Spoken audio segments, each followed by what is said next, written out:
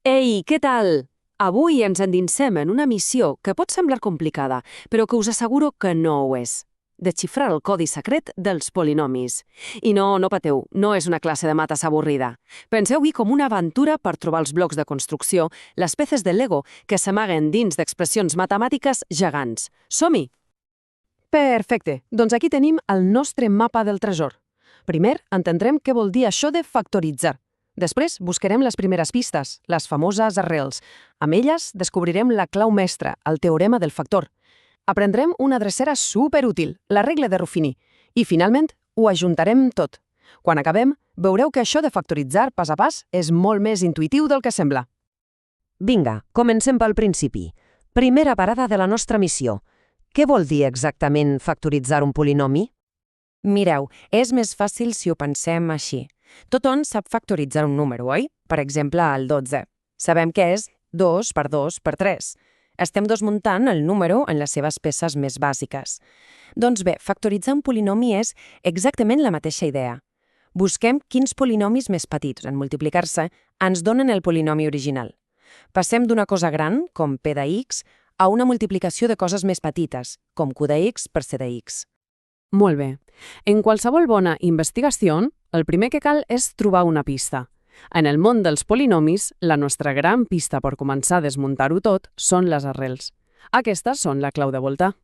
I què és una arrel? Doncs, compte, que això és clau. Una arrel és simplement un número que té un superpoder. Si el posem dins de polinomi, substituint la x, i fem totes les operacions, el resultat final és 0. Ni més ni menys. Un 0 absolut. I aquest és el nostre objectiu, trobar aquests números màgics. Vinga, anem a veure-ho en acció amb aquest polinomi. Què passa si provem amb el número 2? Doncs substituïm totes les x per un 2, calculem i pam! El resultat és 0. Això vol dir que el 2 és una arrel. Bingo! Ara provem amb el menys 1. Substituïm, operem i també ens dona 0. Genial! Un altre. Però i si ho intentem amb l'1? Bé, doncs el resultat és menys 12, així que l'1 clarament no és una arrel. És un procés de provar i trobar. D'acord, ja tenim les pistes, però una pista no serveix de res si no saps què fer-ne. I ara arriba el moment clau. Anem a descobrir la clau mestra que connecta les arrels amb la solució final. Aquesta és, segurament, la part més important de totes. La pregunta és evident, no? Hem trobat aquests números tan especials, les arrels, que fan que tot doni 0. Molt bé. I ara què? Com ens ajuden a desmuntar el polinomi en peces més petites? I aquí la tenim! La resposta, el teorema del factor. Aquesta idea és un canvi de joc total. El que ens diu és una cosa increïblement potent. Cada cop que trobem una arrel, automàticament ja tenim un dels factors del polinomi. Si una arrel és alfa, aleshores sabem segur que x menys alfa és una de les peces que busquem. És directe! I aquest exemple ho deixa claríssim. Com que abans hem descobert que el 2 era una arrel del nostre polinomi, el teorema del factor ens garanteix al 100%, sense cap dubte, que x menys 2 és un dels factors. És una de les peces del nostre trencaclosques. Fantàstic, ja en tenim una. Molt bé, ja sabem que x menys 2 és un factor. Però, i la resta del polinomi, com trobem les altres peces? Doncs hem de dividir el polinomi original per x menys 2. Fer la divisió llarga pot ser una mica pesat, la veritat. Per sort tenim una drecera absolutament espectacular, la regla de Ruffini. Vinga, anem a muntar-ho, que és super senzill. Primer pas, escrivim només els números que acompanyen les x, els coeficients. En el nostre cas, 2, 2, menys 8 i menys 8. A l'esquerra, una mica separat, hi posem l'arrel que estem utilitzant, el 2. I finalment, tracem una línia horitzontal per sota. Llestos per començar? Som-hi.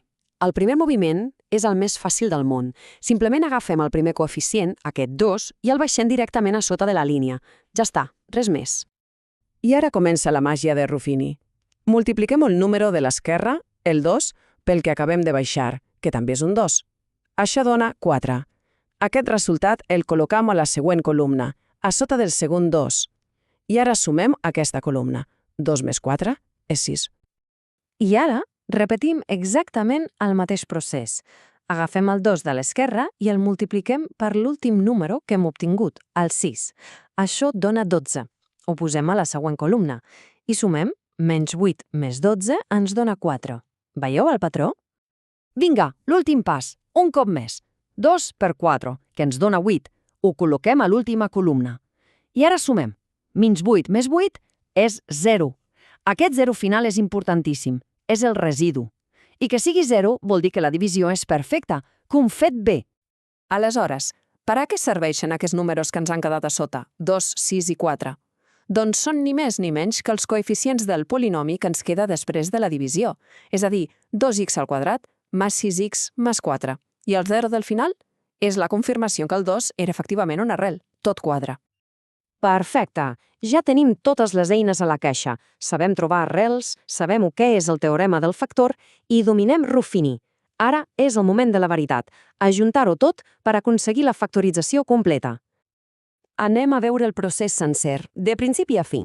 Comencem amb el nostre polinomi. Vam trobar l'arrel 2, així que el podem escriure com x menys 2 multiplicat pel resultat de Ruffini. Però hem acabat? No, encara no. Ara hem d'intentar factoritzar aquest nou polinomi més petit. Busquem una arrel seva i trobem que el menys 1 funciona. Tornem a aplicar Ruffini i obtenim els factors x més 1 i 2x més 4. Ara ho juntem tot. X menys 2, x més 1 i 2x més 4. I un últim detall. Veiem que 2x més 4 podem treure un 2 com a factor comú. Ho fem i el posem al davant de tot. Ara sí, ja ho tenim. I aquí sorgeix una pregunta molt lògica i molt important.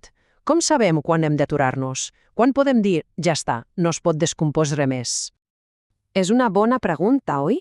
Hem arribat a un resultat amb x menys 2, x més 1, x més 2... Podríem continuar trencant aquestes peces en d'altres encara més petites? Podríem seguir indefinidament? Doncs la resposta és que no. Arriba un moment en què tenim el que s'anomenen polinomis irreductibles. Penseu en ells com si fossin els números primers de l'àlgebra. El 7, per exemple, ja no el pots descomposar més?